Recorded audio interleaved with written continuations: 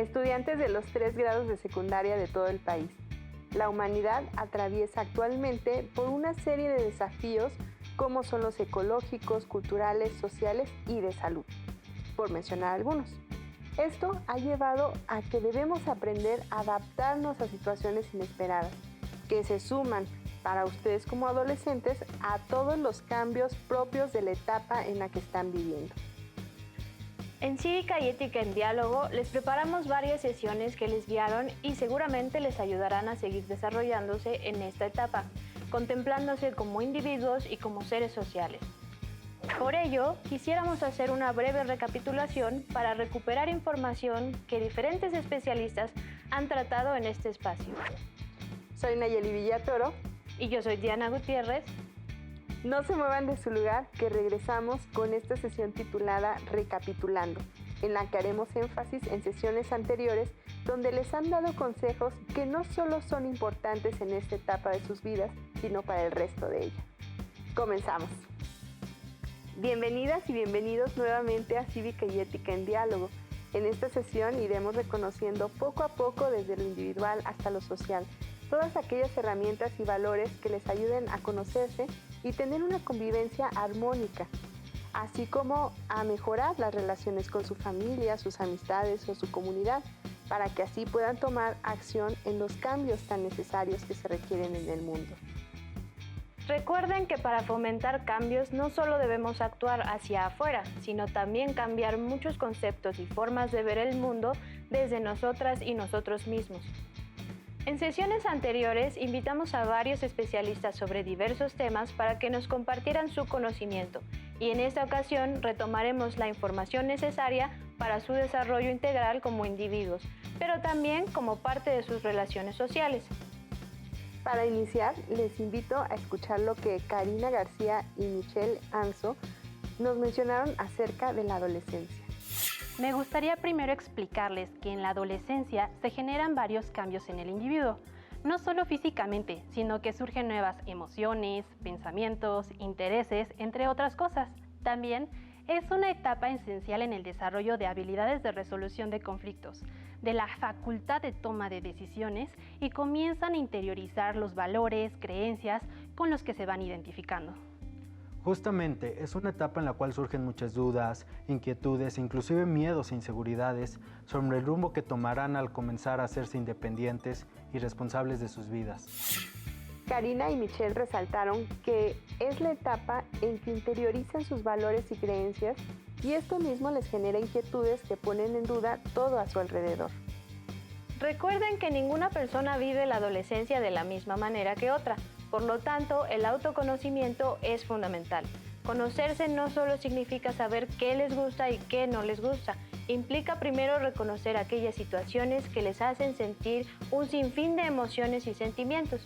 Segundo, ser capaces de regularlos. Y tercero, poder reaccionar. Ya que en esta etapa pasan por muchas situaciones, ustedes comienzan a sentir la felicidad, el aburrimiento, la frustración, el enojo, el nerviosismo o la ansiedad de manera más fuerte. Conocer cómo reacciona su cuerpo y su mente ante diversas situaciones les ayudará a encontrar soluciones, a comunicarse, a tomar decisiones más asertivas, evitar ponerse en riesgo y adoptar un estilo de vida que vaya de la mano con sus creencias. Nayeli, ¿te parece si retomamos la definición que nos dieron Circe Montes de Oca y Carla Hernández Aguilar sobre las emociones y los sentimientos? Claro. Vamos a escuchar lo que nos dijeron. Las emociones son reacciones fisiológicas que experimentamos ante una situación. Son espontáneas. La emoción se vuelve sentimiento cuando somos conscientes de ella, es decir, pensamos acerca de lo que nos está pasando. Por ejemplo, cuando su maestra o su maestro les dice de manera inesperada, responde lo siguiente. Tu cuerpo reacciona inmediatamente. Tal vez sientas un sobresalto en el pecho, la cara caliente y las manos frías. Tu cuerpo se pone atento para escuchar la pregunta. Esto es ansiedad, una emoción. Inmediatamente te das cuenta de lo que pasa. Buscas en tu memoria la información que necesitas y respondes. En ese momento, la ansiedad se ha convertido en un sentimiento. La emoción y el sentimiento son inseparables. Resulta difícil distinguir cuándo empieza uno y otro, pero podemos identificar que la emoción es más intensa y el sentimiento más duradero. En el ejemplo que les comentaba, al escuchar la pregunta, la ansiedad fue un sobresalto, pero una vez que respondimos, termina. En cambio, si por ejemplo la respuesta que dimos no fue la correcta, aún después del momento seguimos pensando que no lo hicimos bien. Seguimos experimentando ansiedad, pero tal vez también vergüenza y preocupación. ¿De qué nos ayuda a saber esto? Que las emociones están ahí como respuesta a lo que nos sucede y es inevitable. En cambio, sí podemos controlar lo que sentimos. Podemos reflexionar sobre las cosas que nos hacen sentir enojo, ansiedad, tristeza o felicidad. Pensar y buscar qué hacer para que lo desagradable dure poco y lo agradable sea más duradero.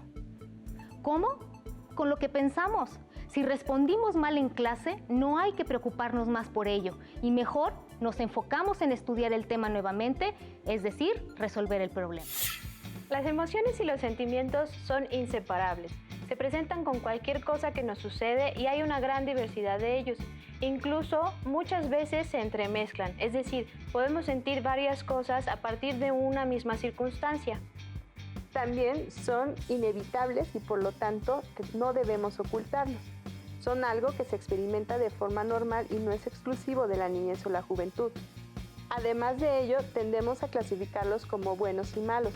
A veces nos sentimos mal por sentir o no ciertas cosas, pero ustedes deben reconocer que todos los sentimientos son normales y todos nos enseñan algo sobre nosotros mismos. Recordemos lo que nos dijeron al respecto. A nadie le gusta sentirse mal y entonces pensamos que sentir tristeza, enojo, miedo, por dar algunos ejemplos, es algo que debemos ocultar. Aprendemos que estas son emociones negativas que debemos evitar. Pero todas las emociones, incluyendo las desagradables, son parte de nuestra naturaleza. Y si lo pensamos con cuidado, de hecho, tienen una función saludable. Por ejemplo, el miedo que nos alerta de un peligro nos prepara para actuar y protegernos. Al caminar con cuidado en la calle, al usar cubrebocas o estar alertas de con quién interactuamos en las redes sociales. Estas son acciones positivas que se derivan del miedo. El enojo o la tristeza funcionan como un semáforo. Son un aviso para buscar cambiar lo que estás haciendo o lo que estás pasando a tu alrededor. Por ejemplo, cuando alguien nos insulta o abusa de nosotros, sentimos enojo y esto hace que busquemos defender nuestro derecho a ser tratados con respeto. Lo importante es darnos cuenta de qué estamos sintiendo, preguntarnos qué podemos hacer o cambiar y tomar acción en ello. Si las emociones están allí para prevenirnos, debemos poner atención. Puede ser que tengamos miedo de que alguien en casa enferme de COVID-19, pero si aún así no nos cuidamos siguiendo las medidas de higiene, de nada servirá.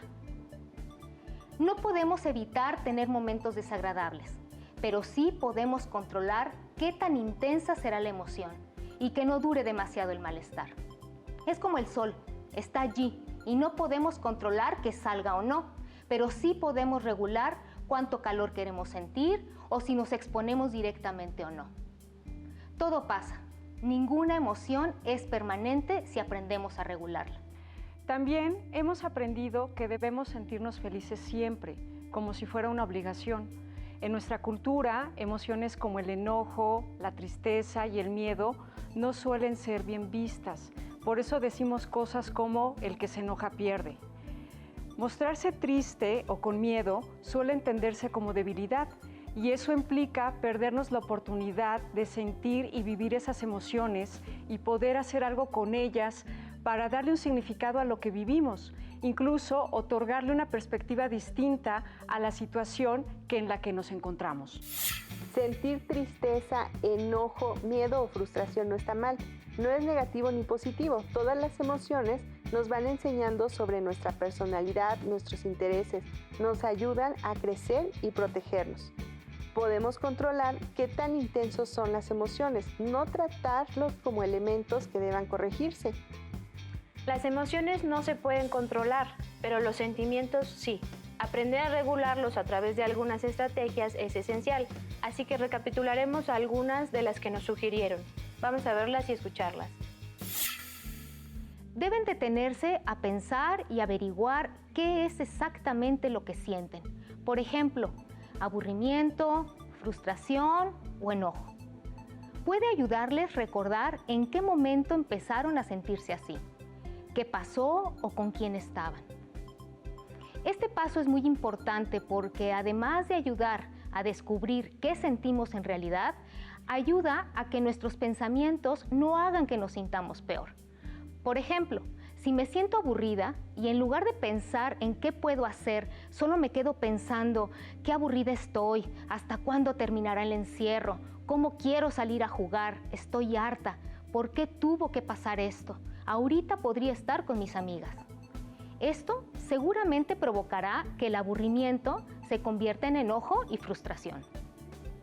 Después, saber qué siento y qué lo provocó ayuda a recordar que es normal que aparezcan estas emociones. Reflexionar si hay algo que pueda hacer para cambiar lo que sucede o cómo me siento y hacerlo. Recuperar la experiencia propia. ¿Qué han hecho en situaciones anteriores en que se han sentido mal y les funcionó?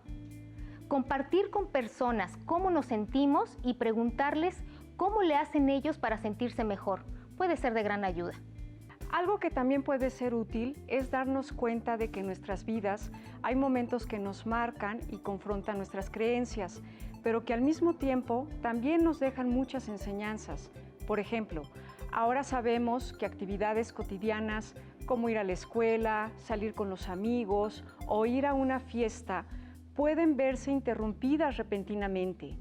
Antes ni siquiera lo imaginábamos, pero haberlo vivido nos coloca en una posición en la cual podemos valorar la importancia que tienen esas actividades para nosotros.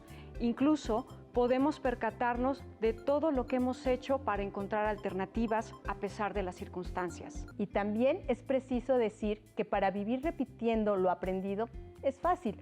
Los seres humanos tenemos unas neuronas llamadas espejo, que repiten lo que ven. Por ejemplo, la forma de amar, el cuidado por el otro, el enojo, todo lo que nos rodea. Por lo que una manera en la que podemos apoyar el crecimiento de nuestra autoestima es conocer, identificar, gestionar nuestras emociones como parte del autoconocimiento y, posterior a eso, decidir qué deseamos continuar fortaleciendo en nosotros y qué no queremos alimentar más como parte de un estilo de vida. De esta forma, poco a poco irán desarrollándose desde el trabajo personal. Sus sugerencias se dirigen a la expresión y la comunicación. ¿Por qué lo mencionaron? Pues es que además de conocerse ustedes mismos y saber qué están sintiendo, es necesario también comunicarlo y saber cómo expresarlo. Es aquí donde su papel como parte de una sociedad se vuelve importante. Efectivamente, el individuo y la sociedad no se pueden separar, por ello ahora nos concentraremos en la parte social, en donde sus creencias, su autoconcepto y su autorregulación se vuelven vitales para tener relaciones respetuosas, armoniosas y promover una resolución de conflictos libres de violencia.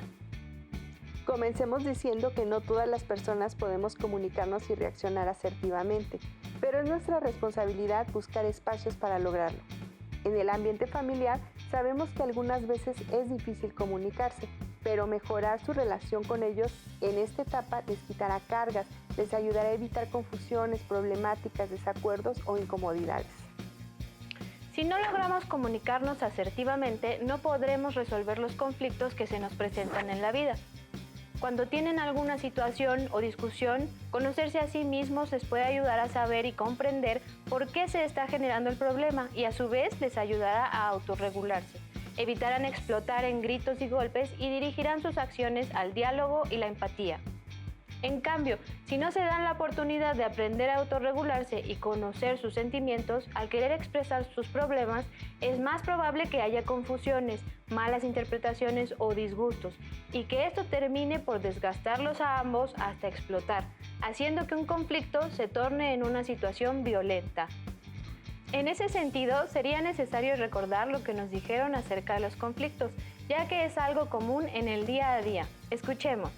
Los conflictos intrapersonales se refieren a los que experimentamos de manera interna, como las emociones, sentimientos y crisis internas. Esto puede potenciar lo que sucede en el exterior y generar conflictos interpersonales, es decir, con aquellos que nos rodean. Para ello, es importante comprender qué son y cómo se resuelven asertivamente los conflictos. El autoconocimiento es fundamental. Tengo claridad de lo que necesito y de cómo me siento, y por tanto puedo expresarlo al mundo exterior. Parece obvio, pero es gran parte del proceso de la resolución. También debemos desarrollar la autorregulación, es decir, la regulación emocional frente a los conflictos. Aprender a entender la diversidad de perspectivas y de razones, así como a desarrollar la empatía, que es la capacidad de compartir una respuesta emocional con otras personas. Como se dice por ahí también, ponerse en los zapatos del otro. Saber cómo se sienten y lo importante que puede ser algo para ustedes posibilita que puedan entender lo que los demás sienten o desean, a pesar de ser diferente, es decir, ser empáticos. No deben tener miedo a la diferencia y a discutir cuando sea necesario. Es bueno mirar en perspectiva el conflicto, las emociones y las alternativas. Aprender a gestionar el conflicto se trata de experimentar, ganar experiencia, aprender y volver a intentar tantas veces como sea necesario. Cada conflicto es una oportunidad. Una adecuada actitud también es necesaria, es decir, tener interés en resolverlo, disposición a resolver y actuar con compromiso. También deben fomentar la creatividad, ya que esta nos ayuda a imaginar y a entender más allá.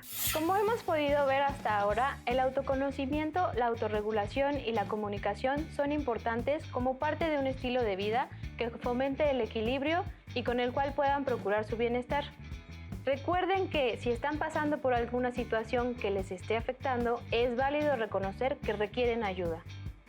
La comunicación asertiva debe ser uno de los ejes de un estilo de vida que fomente la armonía, pero también los principios y creencias sobre los que regirán sus acciones.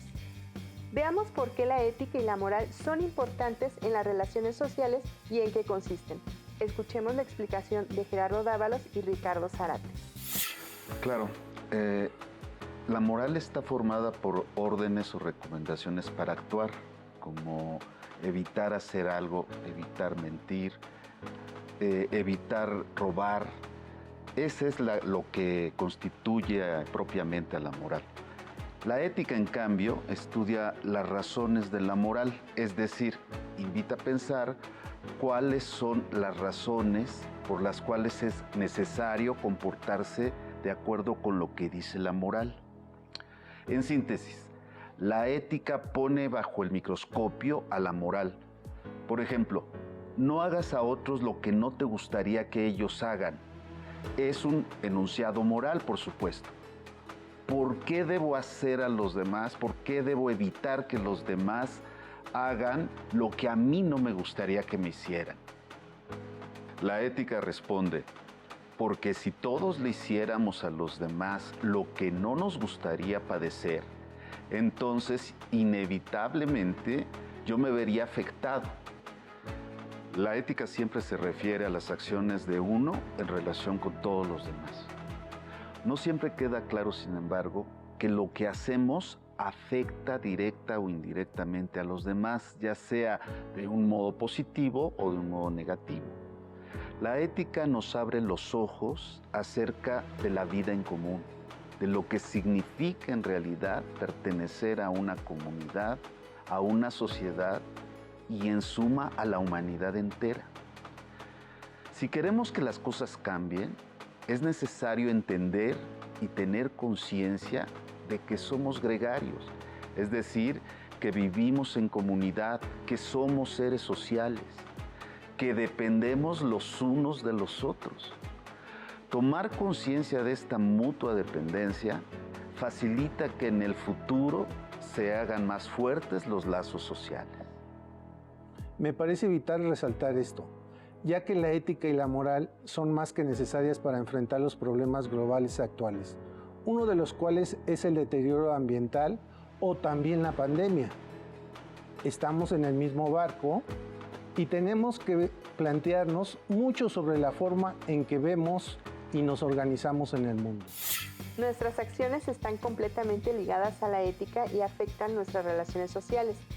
Como decían los especialistas, para generar cambios es necesario entender que somos seres sociales. Por ello, sus acciones como adolescentes son necesarias para resolver problemáticas como la inequidad de género, la violencia o la falta de inclusión. Comencemos con la inequidad de género. Este es un problema presente en muchos aspectos de nuestra vida. Muchos de ellos ya se discuten ampliamente. Los especialistas invitados nos hacían énfasis en cómo la inequidad de género se da incluso en situaciones básicas como lo es la expresión de los sentimientos o el fomento de los estereotipos y prejuicios. Escuchemos lo que nos compartieron sobre ello. Estas cuestiones de género, aún en nuestra época, siguen siendo un tema de discriminación hacia lo que debemos sentir o no, tanto para hombres como para mujeres, sin detenernos a observar que somos seres completos, con una energía que nos permite sentir libremente para generar sanamente todas las emociones. Es decir, los hombres y las mujeres pueden ser sensibles y también fuertes, según la circunstancia, pudiendo regularlas a nuestro favor. Las emociones están influidas en muchas ocasiones por las creencias acerca de lo que debemos sentir o no. Evitar los estereotipos y los prejuicios mejora las relaciones sociales y aleja a las personas de reacciones violentas, dirigiéndose más al diálogo y al respeto. Si no están de acuerdo con algo, se pueden tomar medidas para generar cambios, pero se debe evitar la violencia, ya que esto genera más quiebres. Esto va muy de la mano con lo que nos hablaron sobre la inclusión. Incluir significa integrar, ser parte de. Entonces, la inclusión social es integrar a la vida comunitaria a todas las personas de la sociedad, independientemente de su origen, capacidades, condición social o actividades. Es decir, por ejemplo, en el salón de clases hay jóvenes que hablan otra lengua, que se visten distinto o que tienen una orientación sexual diferente y deben ser incluidas e incluidos porque no dejan de ser personas. Todo el tiempo vemos personas diferentes en el transporte público, en la calle, en la escuela, en el mismo salón de clases. Y ser una persona diversa o diferente muchas veces es motivo de agresiones que lastiman física y emocionalmente. Por eso la inclusión social es un tema que nos atañe a todas y todos, debido a que la diversidad es una realidad en nuestra vida cotidiana. Si bien es cierto que las personas podemos ser discriminadas y excluidas, uno de los grupos considerados como más vulnerables son las y los adolescentes, ya que su edad y los cambios que viven les ponen frente a situaciones donde no pueden defenderse. Y esto les hace vulnerable a prejuicios, a violencia y discriminación. Estas problemáticas que mencionaron y muchas otras tienen solución no solo desde las acciones grupales, sino desde las individuales. Ustedes son la base para los cambios, por lo cual les insistimos que aprendan a conocerse, a autorregularse, a reflexionar sobre las creencias e ideas que quieren reproducir, que comunicarse asertivamente y evitar tanto la violencia como las desigualdades es fundamental para su desarrollo y las decisiones que toman. Por el momento tenemos que despedirnos, pero nos encantaría que reflexionen acerca de los temas que hemos tratado.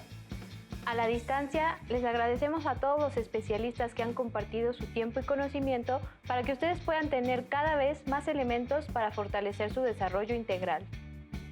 Antes de irnos, queremos agradecer a todas las personas que hacen posible estas sesiones para que ustedes puedan seguir aprendiendo.